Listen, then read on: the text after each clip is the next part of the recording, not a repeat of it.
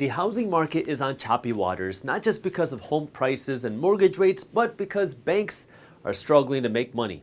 I'll show you. It's pretty obvious that we still have a low inventory of homes available for sale, which are still keeping the prices of homes high. So even with the higher mortgage rates, either you pay the higher price or you don't get a home. But if we shift gears away from home buyers for just a second and we look at banks, we know that banks have been struggling for a while, especially after the whole Silicon Valley Bank collapse happened, but we didn't know to the extent at which banks were being hurt by the mortgage market until now, where we just got some new data from the Mortgage Bankers Association. Let me start by just reading you the first sentence from a press release put out by the Mortgage Bankers Association, or MBA. Independent mortgage banks and mortgage subsidiaries of charter banks lost an average of $301 on each loan they originated in 2022, down from the average profit of $2,339 per loan in 2021. That information by itself helps explain why we've been seeing so many layoffs by mortgage bankers over the last 12 months. But the real question we should be asking here is, why are banks and mortgage companies losing money on loan originations now when they were making so much money not that long ago? Well, let me just read you what the Mortgage Bankers Association had to say. By the way, if you want to read the full press release, I'll also link it for you down in the description. Production expenses ballooned to a high of $10,624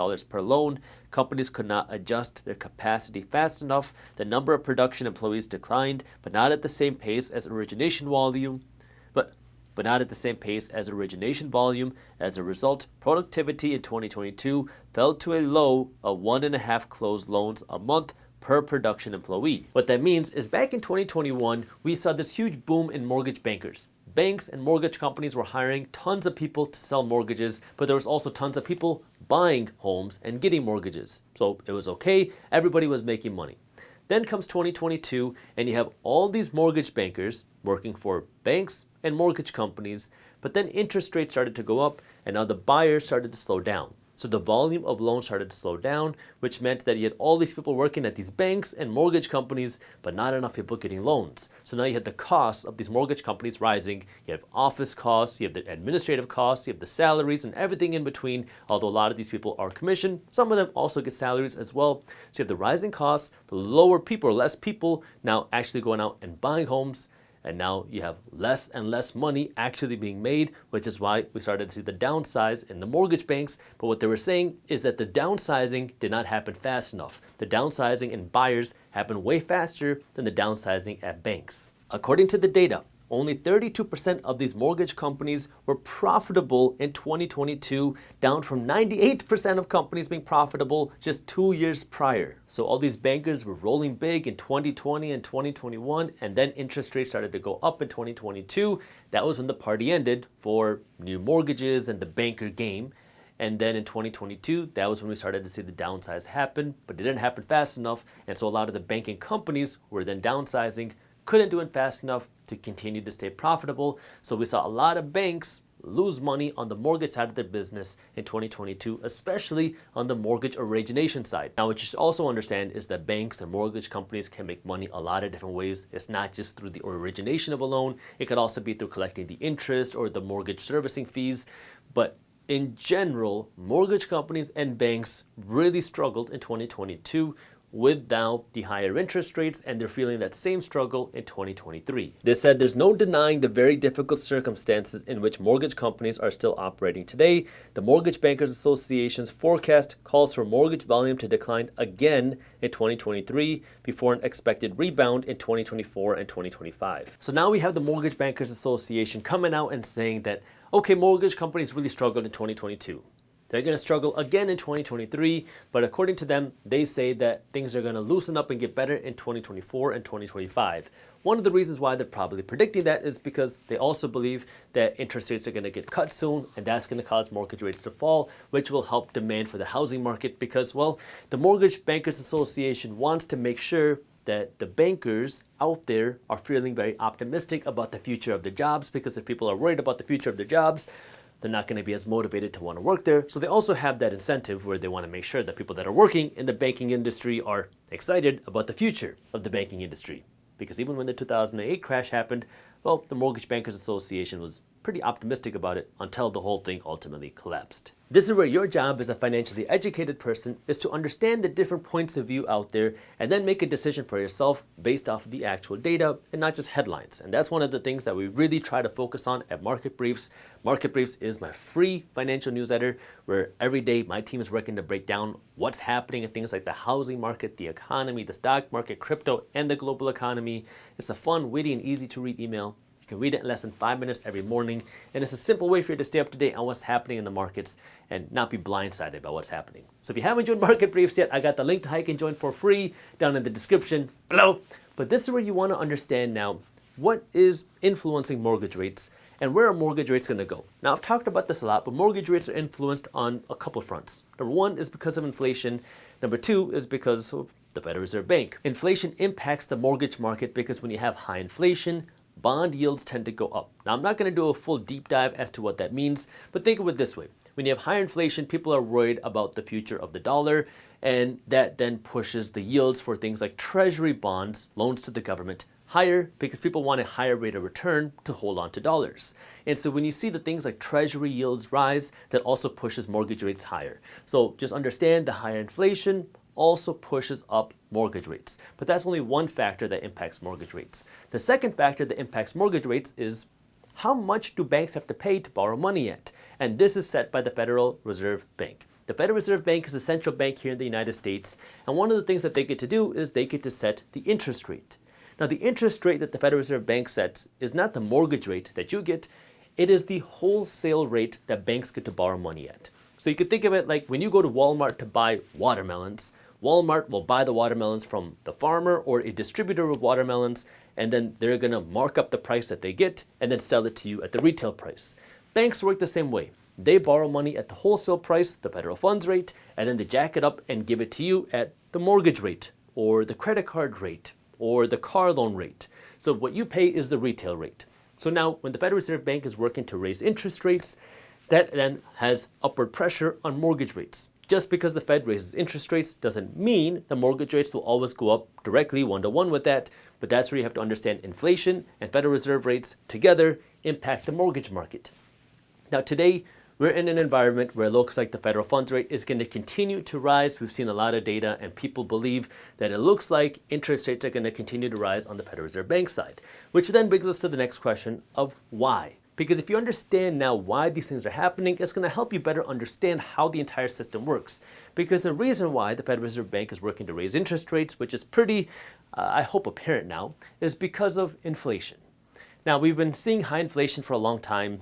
This is due to all the money printing that we've seen happen over the last number of years. And now this money printing has caused the value of the dollar to go down.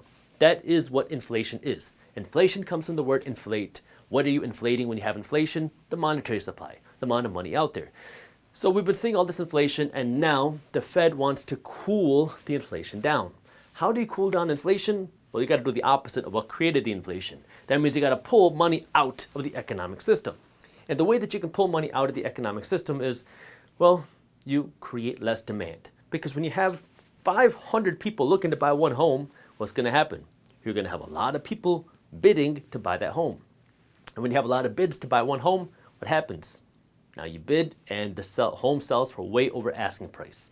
And then when the home sells for way over asking price, now you look at the inflation report, which says the housing market home prices are growing, which just means we have a higher inflation number. If we have a higher inflation number, that means the Fed has to get more aggressive to bring inflation down.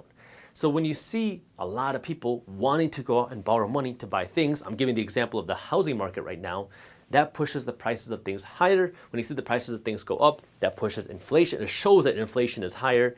And when inflation is higher, that's more pressure for the Federal Reserve Bank to continue working to bring down inflation, meaning more pressure on the Fed to raise interest rates.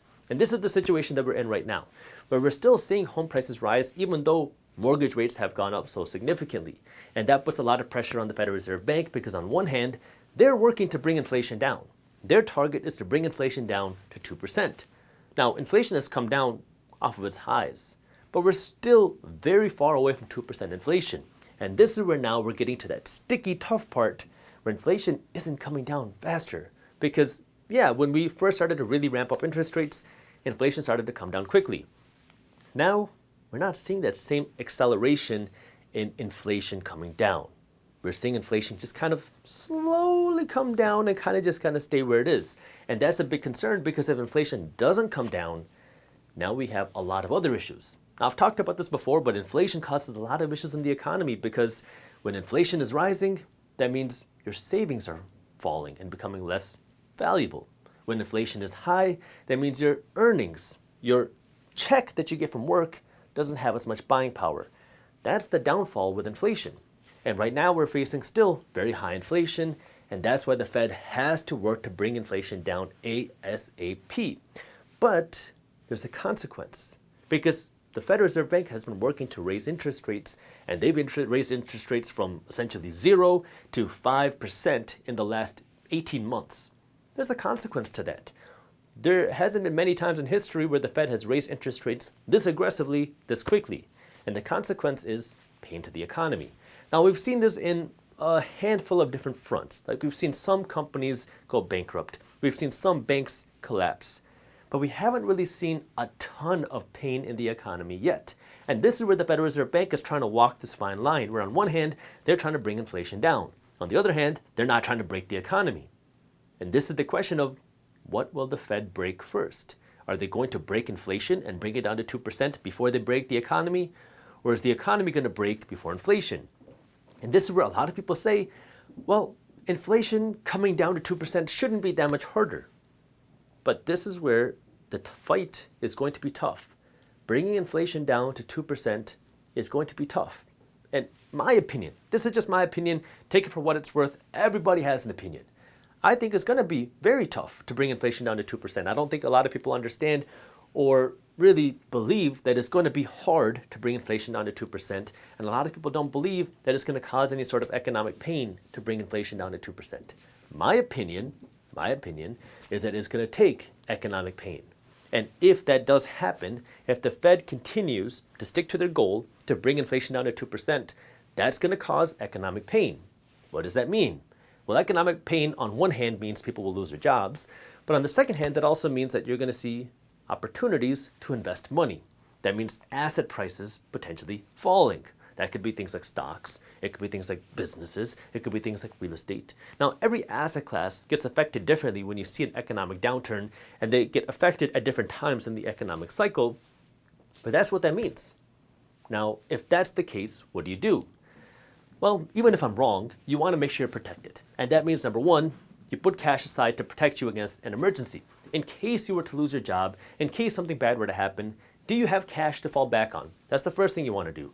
Number two is, well, if we do see economic pain, you want to be one of the people that can capitalize on opportunities. In order for you to be able to capitalize on opportunities, you need access to money.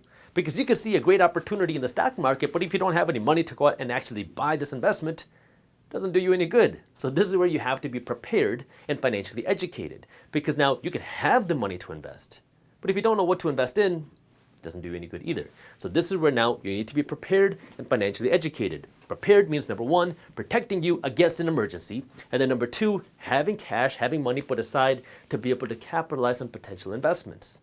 And then you need to be financially educated, where how do you find a good investment and what is your investment strategy? I'm not saying wait to invest until you see a great opportunity, but that can be one strategy in your entire investment portfolio. Like in my investment portfolio, I have passive strategies and active strategies. And my passive strategies, guess what? I'm investing every single week. That's one of my strategies. But I also have an active strategy, which is now I'm looking for good opportunities. And when I see a good opportunity, you bet I'm going to come in and buy.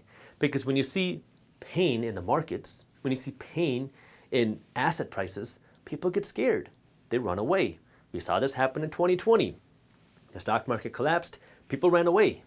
And some people came in and bought and made a lot of money quickly. We saw the same thing in 2008. People ran away from real estate. People ran away from stocks. The people that came in were able to make a lot of money. Now, not everybody did, but some people did. Same with 2000. People ran away from stocks, especially tech stocks. But the people that came in and saw the good opportunities and were able to come and invest, again, you needed the money, you need to be prepared, and you needed the financial education, because the financial education helps you identify a good investment. Those are the things that can help you accelerate your wealth, but you have to understand this and be prepared. And then understand that, well, let's say the opposite happens. Let's assume that nothing bad happens. Then what? Well, if nothing bad happens, the economy just booms, then, well, you're prepared, meaning you have a big bank account. So there's no harm in preparing because you'll just have a big bank account. I mean, you can take that money and go to Disney World or take that money and invest it, but there's potential harm if you don't prepare and something bad does happen. This is where understanding the opportunities and making sure that you're protecting yourself, because it's your duty to take care of yourself, your family, and your community. And you need to be able to accept that and now build that financial education and work to make sure you're prepared, because there's no cost to being prepared, but there's a huge cost if you're not prepared and something bad does happen. Over the last 16 months, interest rates been from essentially zero in the beginning part of 2022 to over 5% in the middle part of 2023. The last time we saw interest rates break 5% was right before the 2008 crash, and when interest rates hit 5% then, well, those higher interest rates essentially caused